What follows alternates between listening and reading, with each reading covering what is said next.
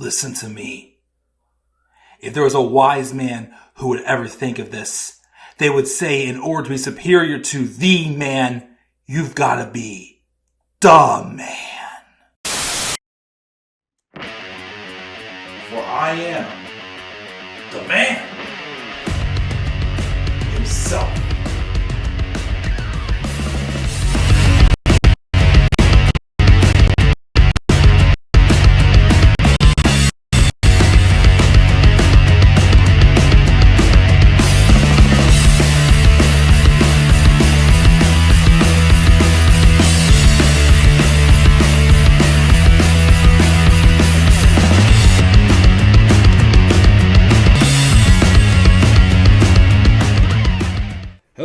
Once again, and how y'all doing on this Saturday early evening now?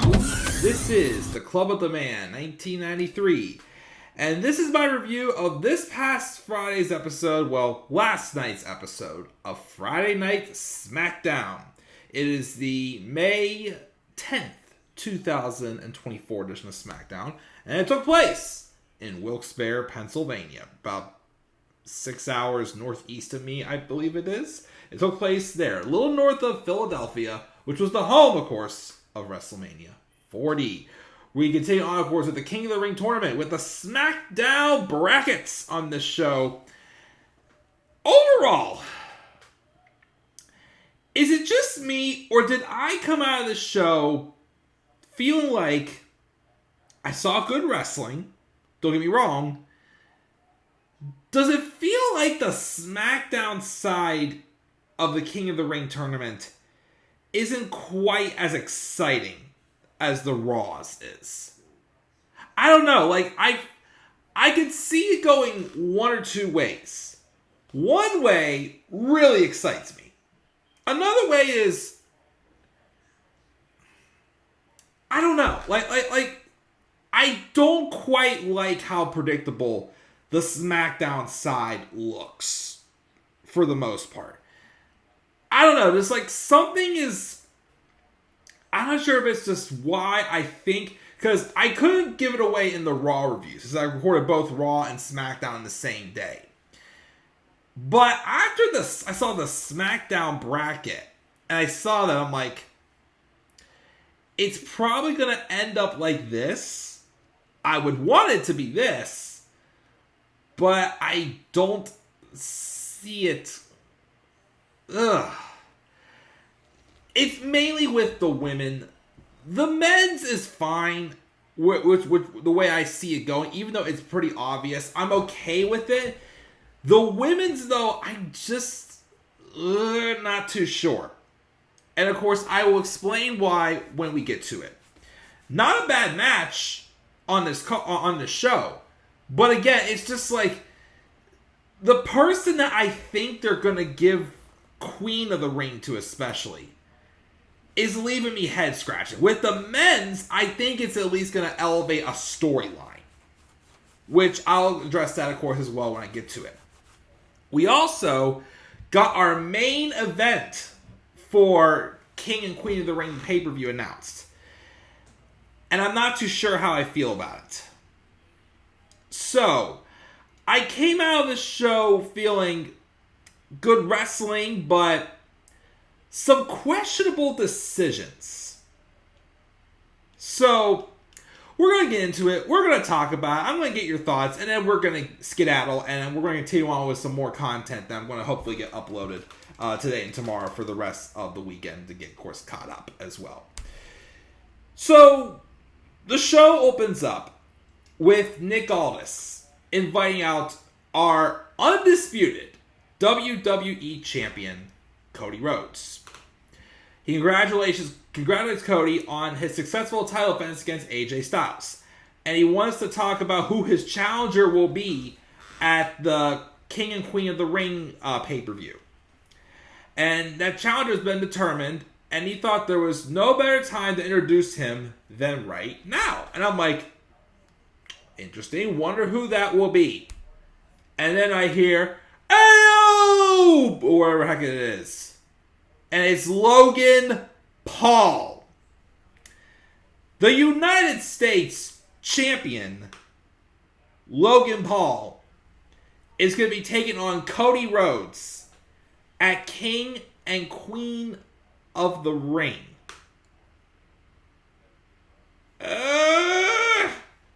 Well, first, there was the exchange. They came out. Logan Paul talked about main event against Cody Rhodes and how it'll truly kick the Paul Levesque era off. He now explains he's currently the longest reigning champion in the company and the greatest attraction, and to have had the greatest rookie of the year of all time. And he's the greatest superstar.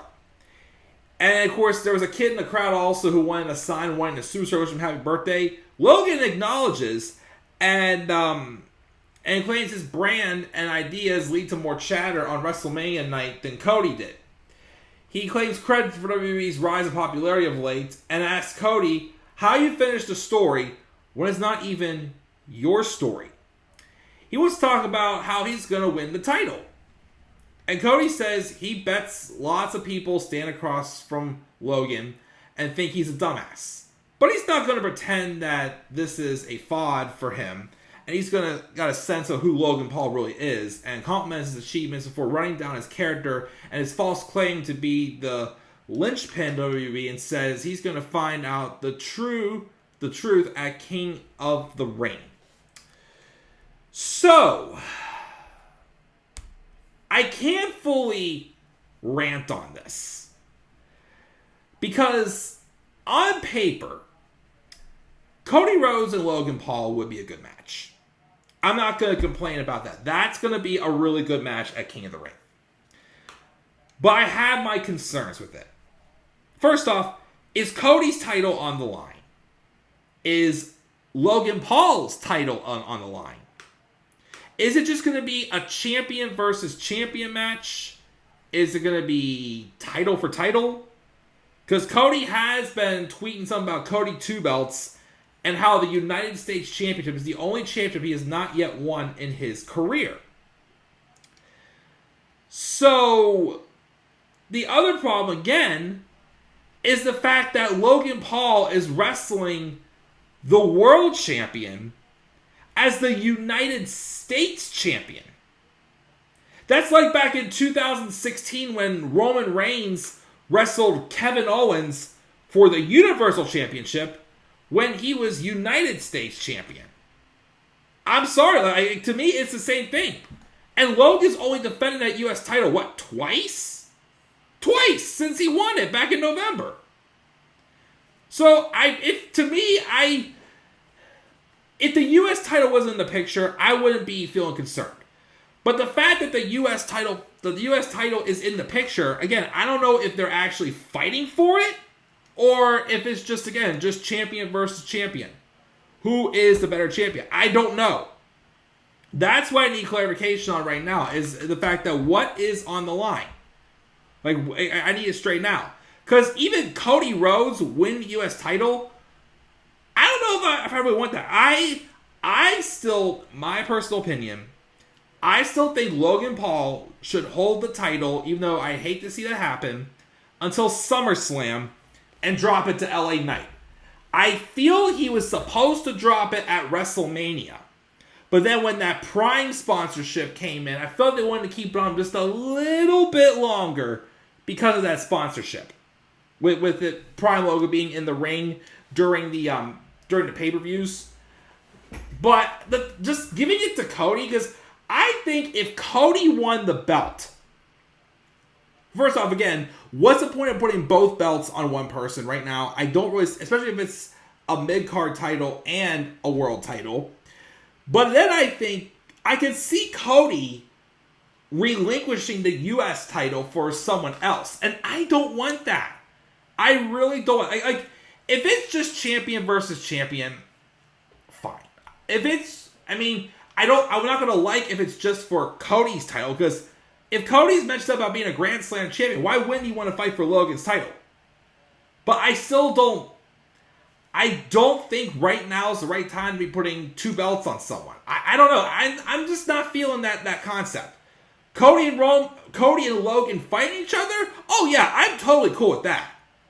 But just the fact that, again, the U.S. title being involved, it just makes it awkward. Like, do we really want to see Cody Rhodes carry 2 belts right now? Like, I thought that's the reason why we got the belt. Oh, we got another world champion.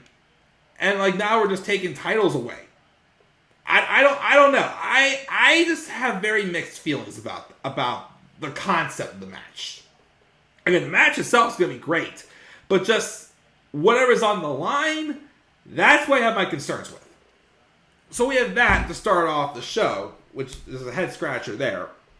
AJ Styles had an interview backstage, and he's going to fight his way back to another title match. And he's going to win King of the Ring.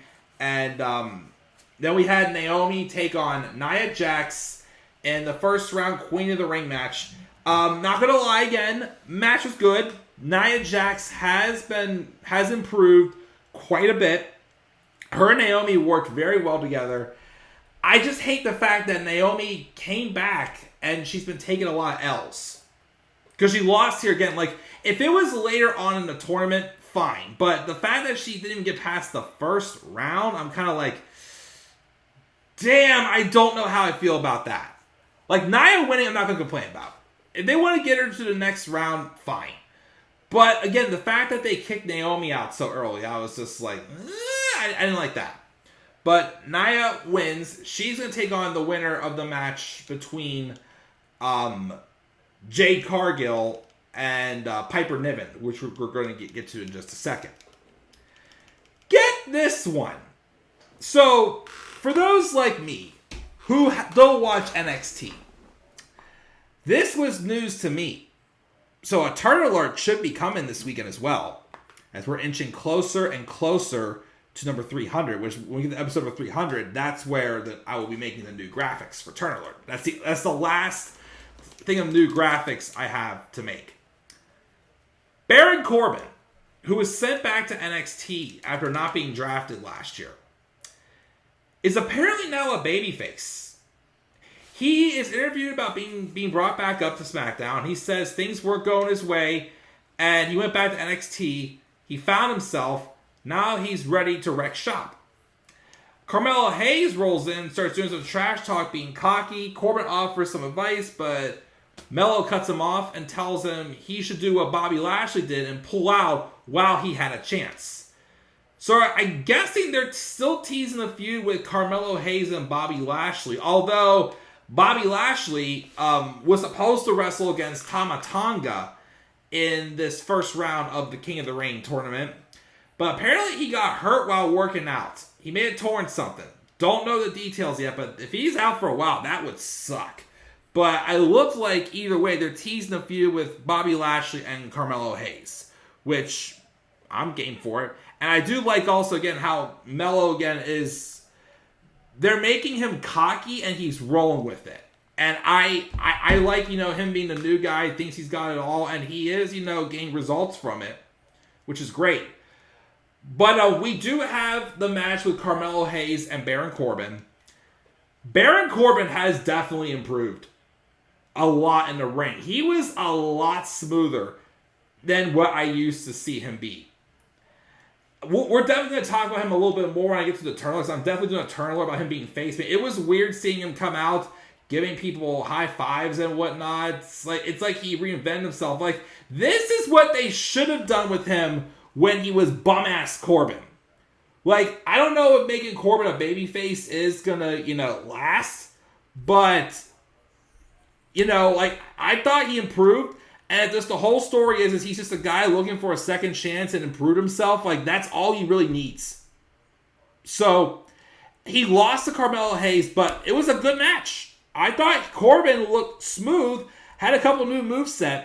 Carmelo does win with a small package after countering in End of Days because Baron Corbin protects his finish. That's a little sneak peek. Again, I listened to an interview recently he had with Chris Van Vliet, and again, I do think he is a lot more wiser than they made him look. So I'm thinking him going back to NXT may have been a good move for his career. But we'll talk about more about him when I get to the turn alert for Baron Corbin. But yeah, Carmelo wins, but Baron Corbin looked great. And Melo looks good too. He's going to take on the winner of AJ Styles and Randy Orton, which both sound awesome, but I don't see him getting past round 2, unfortunately. And we'll talk about why when we get to the end. Bayley's being interviewed backstage, saying how there's a lot of talented women in Queen of the Ring, but she's interested in seeing how far does Jade Cargill go. Chelsea Green and Piper Niven roll up and basically make fun of Bayley and says that Piper's going to knock Jade out of the tournament. She has nothing to worry about that. And then, before we have that match, we have Randy Orton being interviewed, saying how one of the only things he's not accomplished yet in WWE is being King of the Ring. And he's just like everyone in the back. He knows truly how great AJ Styles is, but it feels phenomenal to hit an RKO on him. And then also, he addresses Tama Tonga as well, basically teasing that the finals for the SmackDown side is probably going to be Randy Orton and Tama Tonga. Spoiler alert. He mentions how he hasn't forgotten what the Bloodline did to his friend and tag team partner Kevin Owens. But the two of them are going to cross paths soon, and it won't be an RKO out of nowhere for him. He's going to do everything in his power to make sure Tama Tonga's ass sees the RKO coming and puts fear into his eyes. Then we had Piper Niven and Jade Cargill. Despite the fact that what I'm going to say at the end of this video, this was a good Haas fight. I thought both women had very good chemistry. Definitely one of the best matches I've seen from Piper Niven since she's been on the main roster. And Jade, in my opinion, looked great as well. She is definitely getting better each match she has.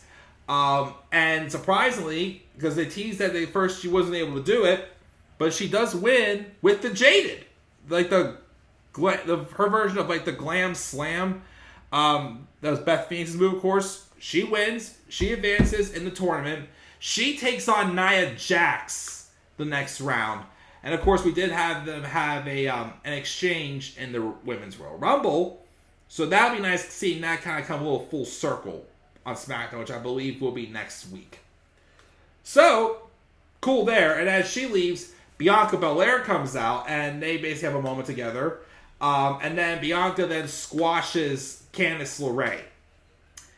Yeah. So she's going to take on the winner of a match that's happening at a live event today between Mia Yim and Tiffany Stratton. Unfortunately, Mia Yim's going to lose again. But I do like Tiffany Stratton. I'm still thinking Tiffany's going to win. It's going to be her and Bianca in the next round.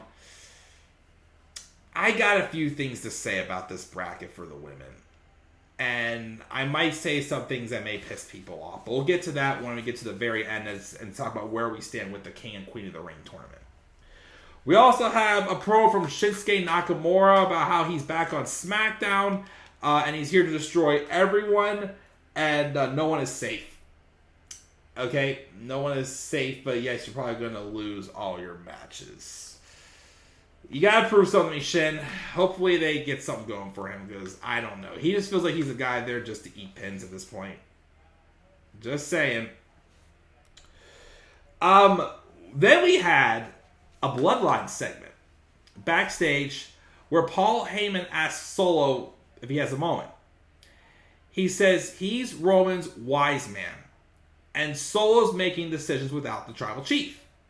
To which Solo says Heyman's direct decisions, like pulling Roman out of the draft, are taking money from them, and he asks Heyman if he wants his kids to starve, and accuses him of sending Jey Uso signals for help when they ran into each other at Backlash, foreshadowing something I'm going to talk about at the end. Solo says he knows he's trying to protect the family. Okay, but Heyman hasn't spoken to Roman since WrestleMania. Solo claims, though, he has. And he claims that the tribal chief said until he comes back, Solo's in charge. So it's all good. Then he awkwardly demands Heyman for a hug and tells him he loves him. And, him and he's hugging. He basically gives a look to Tama Tonga and Tonga Loy or whatnot. Speaking of which, Tonga then had a match against Angelo Dawkins, again, who replaced Bobby Lashley. Also, after we got a hype reel for Andrade El Idolo, we got a hype reel for Shinsuke, Andrade, and DIY, I think, on the show. And I think later we also got one for NXT's Blair Davenport as well. Surprised she wasn't in Queen of the Ring. Thought maybe she would be, but whatever.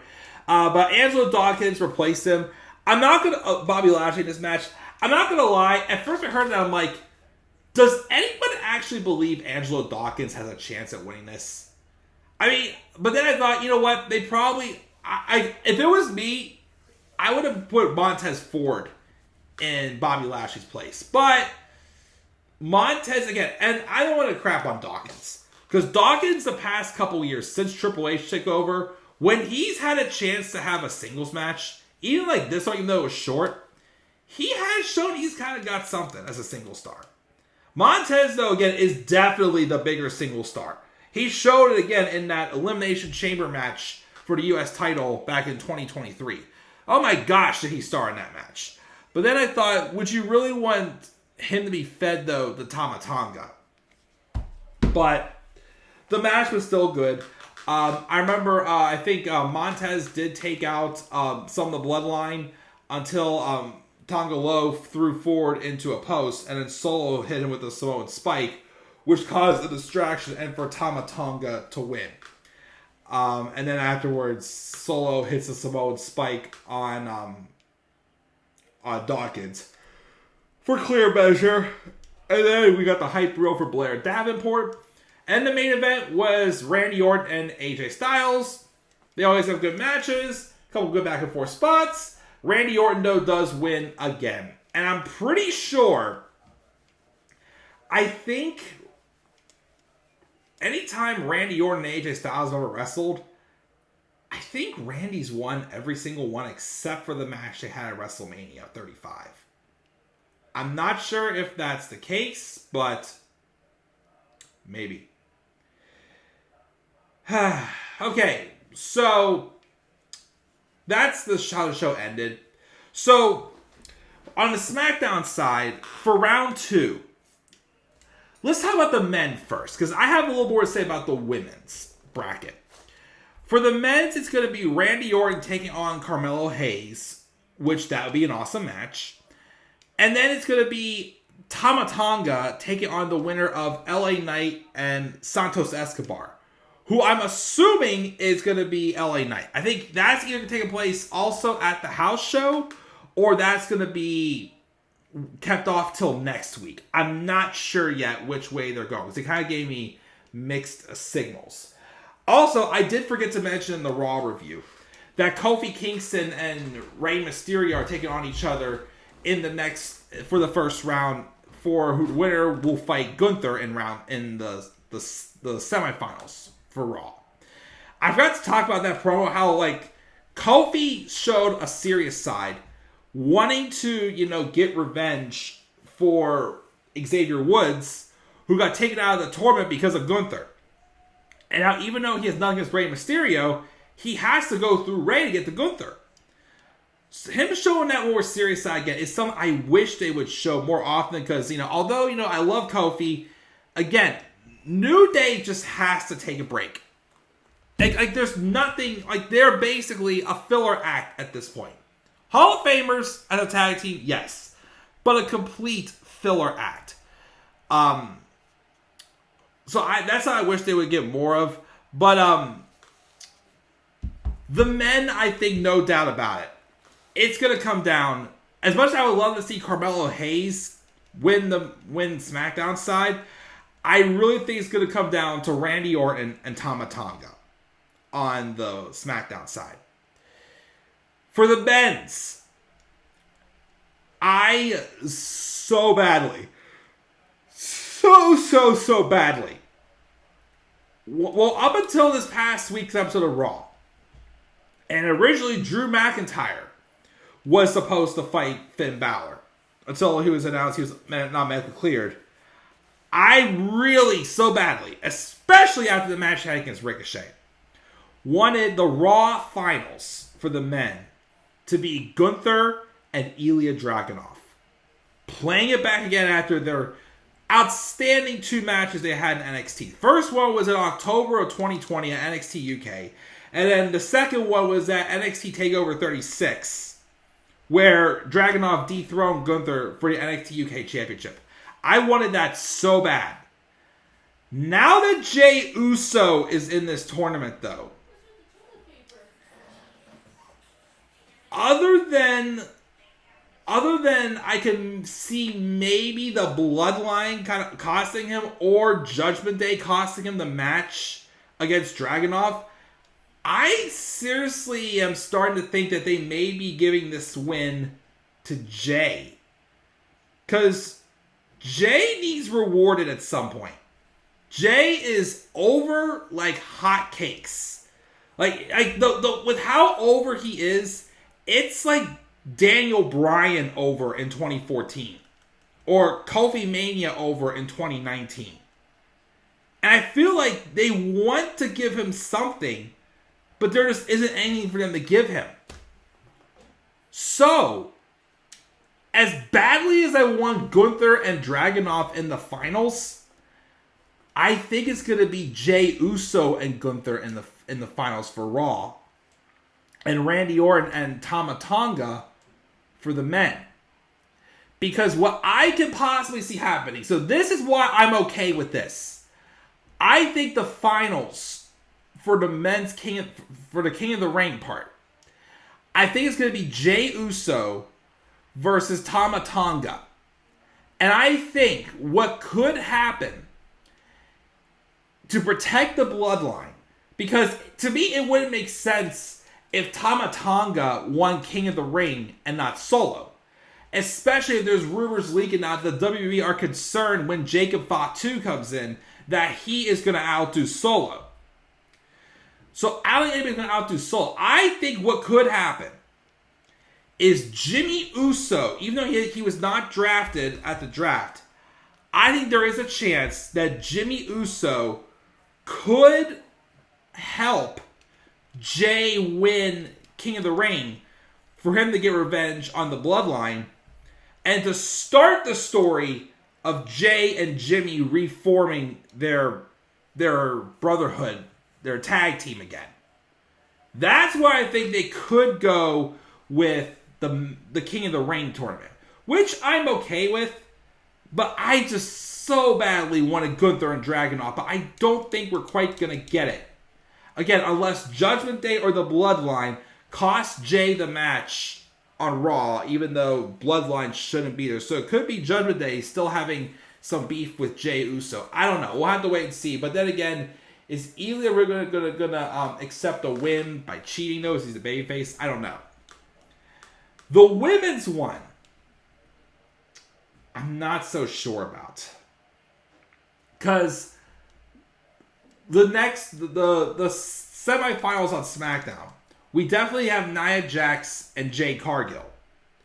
The other match is most likely going to be Bianca Belair and Tiffany Stratton. Now, if it was me, I would have Tiffany beat Bianca. Honest truth, I would have Tiffany beat Bianca. I don't think it's happening, though. As much as I would like to see Tiffany Stratton, who I feel like has, she's earned the crowd to want to see her get this far. I have this bad feeling, and I hate to say bad feeling because I like both of these women, but I have mixed feelings about it going here. I think the finals for the SmackDown bracket for Queen of the Ring is going to be tag partner versus tag partner, Jade Cargill versus Bianca Belair. And even though I predicted the match to happen at WrestleMania, I don't like that it's happening for Queen of the Ring. Because I still feel like, and this is just me, I still feel like they're kind of handing everything to Jade. And I don't like that. I don't like the idea of that. Because again, it's clear that she's still learning. It's clear she's still improving. But they're still hyping her up as this super big megastar, which I believe she could be, yes. But I don't think it's going to happen as quickly as WWE is explaining it. I feel like she's got her ways to go. Now, if it was Tiffany and Jade, okay. Because even if Bianca wins, I think the Raw side's going to have Io going all the way for Raw.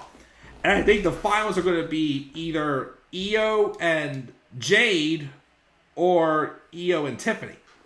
Maybe surprise us with Lyra Valkyria. I don't know. Well, I don't think the Raw side is as predictable. I do think Io's going all the way for the Raw side. But I don't like the idea of us possibly seeing Jade winning Queen of the Ring. Because like I said, I just feel like if they did that, then it would clearly show that they're literally just handing everything to her. And I don't want that to happen to Jade. So that's my concerns there. Like I said, just a couple of head scratchers from this episode of SmackDown. I mean, it was still solid. I gave it a B-. Again, I just don't know what's really at stake with the Cody Rhodes and Logan Paul match. Even though it's a little predictable, I'm okay with the idea of what I said could be happening with the King of the Ring. Queen of the Ring, though, I'm a little concerned. Like I said, I really think the finals is going to be Bianca versus Jade. But again, I don't want either one of those women winning Queen of the Ring. Like Tiffany Stratton, yeah, she just got called up here, but she's connected with the crowd. Like, the crowd do want to see Tiffany Stratton. Jade, again, you told us the story that she wasn't ready. You kept her off TV. But now you brought her back, and again, it's showing that she still has work. I mean, I'm going to take away. She had an excellent match with Piper this week. Excellent Haas fight. Again, probably Piper's best match on the main roster. But I'm just not ready to see Jade have everything right now. Give her some more time. Eventually, yes. But I still feel this is Tiffany's. Like, Tiffany should be winning either this or Miss Money in the Bank. But of course, if she doesn't win Queen of the Ring, who else is? I don't know. Maybe Io, who knows? But I don't know. I just feel like that they need to watch what they do with Jade. So that they don't make her look like that she's getting everything handed to her. But that's SmackDown, guys. I talked longer than I did for Raw. I had a lot more to say about it. One more things I'm concerned about. But again, I gave the show a B-. Again, just some questionable things that happened on the show that I think I need to see it play out a little more. But we will see, of course, what happens as we are getting 2 weeks away from the King and Queen of the Ring pay-per-view.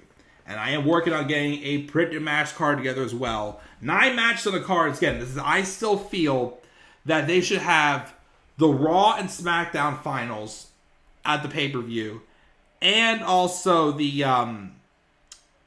what was it called now? I do think they also need to have the finals as well. So I think we're going to probably get about 9 matches on that card. Because we already have the triple threat for the IC title match between Sami Zayn,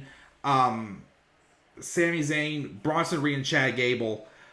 We have the women's title match with Becky Lynch and Liv Morgan. And the main event's going to be Cody Rhodes and Logan Paul. What's at stake? I have no idea here still. But we will have to just wait and see. So guys, that's my thoughts on SmackDown. B-. What are your guys' thoughts on all of this? Do you guys have interest in seeing the Logan Paul and Cody Rhodes match? Champion versus champion, title versus title. What's the position do you think it should be? And again, what are your thoughts on the standings with the King and Queen of the Ring tournaments? As we will continue next week, of course, on Raw and SmackDown. Leave your guys' thoughts down in the comment section below. And also be sure, as always, to slap a like on the video and subscribe for more content on my channel. Follow me on Twitter as well at the Club of the Man 93. And you may also follow me on TikTok and Instagram at the Club of the Man 1993. Until then, guys, I'm checking out. I'll catch you guys all later. Have a great rest of your night. And do not forget, in order to be superior to the man, you've got to be the man. And for I am the man himself. And that is not just an opinion, my friends. That is a fact of life. Yeah!